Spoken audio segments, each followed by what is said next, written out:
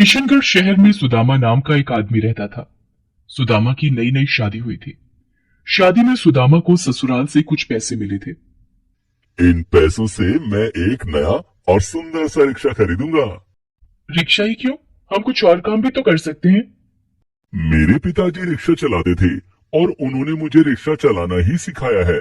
मैं मेरे पिता के सिखाया हुआ ही काम करूंगा। ठीक है, जैसा तुम ठीक समझो। और सुदामा चमचमाता हुआ एक नया रिक्शा खरीद कर ले आता है। सुदामा ने अपने रिक्शे को फूलों और घुंघरू से सजाया और गद्दे वाली सीट लगवाई। सुदामा रोज सुबह अपना रिक्शा लेकर शहर में निकल पड़ता। रिक्शा नया और खूबसूरत होने के कारण उसे सवारियां ज्यादा मिलती थी। सुदामा की अच्छी कमाई होने लगी। ये लो भाग्यवान, पूरे 250 रुपए। आज कई सवारियां मिली। इसी तरह कमाई होती रही तो मैं जल्द ही अपना एक ऑटो रिक्शा ले लूंगा। कुछ दिन बीत गए। सुदामा की पत्नी गर्भवती हो गई थी। सुदामा अपनी पत्नी की देखभाल के लिए अब पहले से भी ज्यादा मेहनत करने लगा और सुनीता का पूरा ध्यान रखता था। ये लो, कुछ फल लाया हूँ। तुम रोज फल खाया करो, इससे हमारा बच्चा स्वस्थ होगा। आप मेरा कितना ध्यान रखते हैं। मैं तुम्हारा ध्यान नहीं रखूंगा तो और कौन ध्यान रखेगा। हाँ, हमारा और है भी कौन। और हाँ, घर में ज्यादा काम करने की कोई जरूरत नहीं है। तुम आराम क्या करो। सुदामा के माता पिता की मृत्यु हो चुकी थी। सुदामा अपने माता पिता की इकलौती संतान था, जिस कारण ससुराल में सुनीता अकेली थी। दिन बीत रहे थे और सुनीता का गर्भ धीरे धीरे 9वें महीने में पहुंच गया था। तुम तो रोज रिक्शा लेकर निकल जाते हो, अगर मुझे कुछ हो गया तो कोई देखने वाला भी नहीं है। तुम चिंता मत करो, तुम्हें कुछ नहीं होगा। मैं अब शाम को घर जल्दी आया करूंगा। इतना कहकर सुदामा रोज की तरह सुबह रिक्शा लेकर निकल पड़ता है। सड़क के किनारे खड़ा होकर सुदामा सवारियों का इंतजार कर रहा था। तभी उसे एक सवारी मिली, एक काला सा आदमी जिसने बहुत अजीब से कपड़े पहन रखे थे। उसने सुदामा को रोका और उसके रिक्शे पर बैठ गया। उस आदमी के हाथ में एक गदा भी थी। ये दूसरे ग्रह से आया है क्या? कैसे कपड़े पहन रखे हैं? या फिर कोई बहरूपिया होगा। कहाँ जाना है साहब? यमलोक जाना है। क्या क्या मतलब? मैं यमराज हूँ और तुम्हें लेने आया हूँ। तुम्हें अभी मेरे साथ यमलोक चलना होगा। सुदामा रिक्शा रोक देता है और हाथ जोड़कर यमराज के सामने खड़ा हो जाता है। ऐसा मत कीजिए प्रभु, मुझे अभी मत मारिए। मेरी पत्नी गर्भवती है। कुछ ही दिनों में वो मेरे बच्चे को जन्म देने वाली है। उसका ख्याल कौन रखेगा? लेकिन तुम्हारा वक्त आ गया है। पृथ्वी लोक पर तुम्हारा और तुम्हारी पत्नी का साथ यहीं तक था। अब तुम्हें मेरे साथ चलना ही होगा। सुदामा सड़क पर खड़े होकर यमराज के सामने रोने गिड़गिड़ाने लगता है और तभी एक तेज रफ्तार ट्रक आकर उसे कुचलकर चले जाती है और सुदामा की मौत हो जाती है। सुदामा अब भी यमराज के सामने अपनी जान की भीख मांग रहा होता है। दया करे यमराज जी। अब कुछ नहीं हो सकता। तुम्हें मेरे साथ चलना ही होगा। यमराज सड़क पर सुदामा की लाश की ओर इशारा करते हैं। सुदामा देखता है कि सड़क पर घायल अवस्था में उसकी लाश पड़ी हुई है। ये देखकर सुदामा जोर जोर से रोने लगता है। अब तो तुम्हें मेरे साथ चलना पड़ेगा। ठीक है, मैं चलने के लिए तैयार हूँ, लेकिन यमलोक जाने से पहले मैं एक बार अपनी पत्नी को देखना चाहता हूँ। ठीक है। सुदामा यमराज के साथ अपने घर पहुंचता है। वो देखता है कि उसकी पत्नी सुनीता बिस्तर पर बैठकर अपने गर्भ में पल रहे शिशु से कुछ बातें कर रही थी। तुम्हें आम बहुत पसंद है ना? तुम्हारे पापा आज तुम्हारे लिए आम लेकर आएंगे, तब जी भर के खा लेना। शिशु से बातें करते हुए सुनीता बहुत खुश थी और हंस रही थी। और क्या क्या पसंद है तुम्हें? मैं वो सब कह दूंगी तुम्हारे पापा से, वो ले आएंगे। तेरे पापा आने ही वाले होंगे। बदमाश, लात मारता है। अपनी पत्नी को अपने होने वाले बच्चे से बात करता देखकर सुदामा की आंखों में आंसू आ जाते हैं। सुदामा फिर कहता है, मेरी पत्नी मेरे घर आने का इंतजार कर रही है। उसे नहीं पता कि मैं मर चुका हूँ।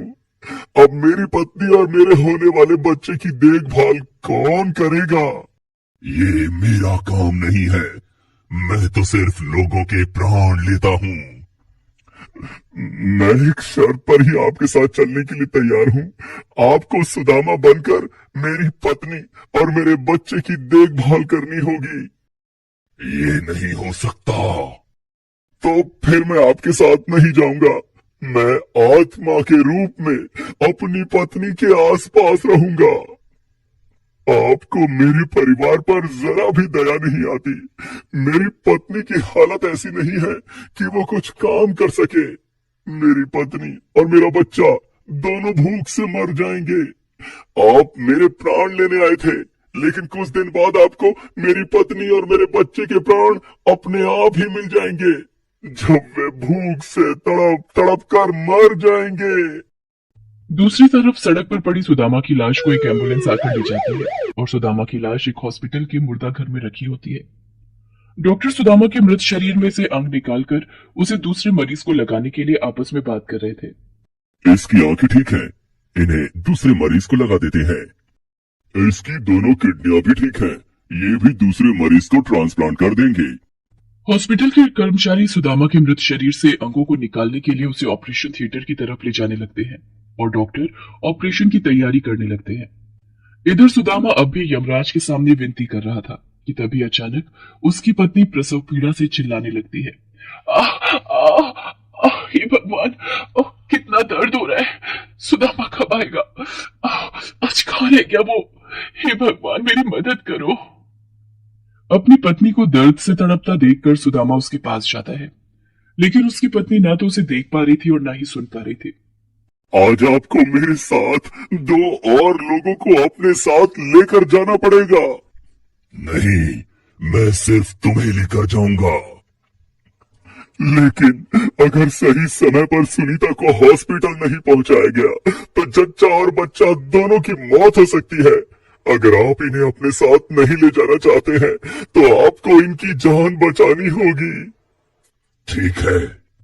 यमराज सुदामा का रूप लेकर सुनीता के पास जाते हैं। तुम परेशान मत हो सुनीता, मैं आ गया हूँ। और यमराज सुनीता को रिक्शे पर बिठाकर खुद रिक्शा चलाकर उसे हॉस्पिटल ले जाते हैं। सुदामा के रूप में यमराज सुनीता को उसी हॉस्पिटल में ले जाते हैं जहां पहले से सुदामा का मृत शरीर ऑपरेशन के लिए ऑपरेशन टेबल पर रखा हुआ था। सुदामा के रूप में यमराज सुनीता को हॉस्पिटल के सामने रिक्शे पर ही छोड़कर गायब हो जाते हैं। सुनीता दर्द से बेहद चिल्ला रही थी। आह आह आह। सुनीता की बुरी हालत को देखकर हॉस्पिटल की नर्स उसकी डिलीवरी के लिए जल्दी से डॉक्टर को बुलाती है और सुनीता के ऑपरेशन के लिए नर्स उसे ऑपरेशन थिएटर में ले जाती है। एक तरफ डॉक्टर सुदामा के मृत शरीर के ऑपरेशन की तैयारी कर रहे थे तो दूसरी तरफ डॉक्टर सुनीता की डिलीवरी की तैयारी कर रहे थे। सुदामा फिर यमराज से कहता है, मेरा बच्चा मेरा चेहरा भी नहीं देख पाएगा। मेरी पत्नी मेरी मौत का सदमा कैसे बर्दाश्त कर पाएगी? मुझे इस बात से कोई मतलब नहीं है। मैं तुझे लेने आया हूँ और तुझे लेकर ही जाऊंगा। तो फिर एक शर्त है। कैसी शर्त? अगर मेरी पत्नी को लड़का हुआ तो आप मेरी आत्मा को मेरे बेटे के शरीर में डाल देना। इस तरह से मैं बेटा बनकर अपनी पत्नी के पास भी रहूंगा। ठीक है, मुझे मंजूर है। इधर डॉक्टर सुदामा के मृत शरीर का ऑपरेशन करके उसके अंग निकाल देते हैं और दूसरे मरीज को लगाने की तैयारी करते हैं। उधर सुदामा की पत्नी सुनीता एक बहुत ही सुंदर बेटे को जन्म देती है।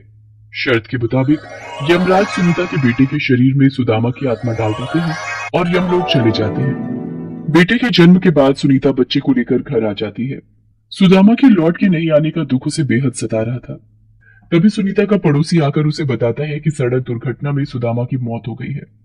सुदामा की मौत की खबर सुनकर सुनीता पर जैसे दुखों का पहाड़ टूट पड़ता है। रोती बिलखती सुनीता अपने मायके चली जाती है और अपने माता पिता के साथ रहने लगती है। मायके में ही सुनीता अपने बच्चे का पालन पोषण करती है। Please subscribe this channel.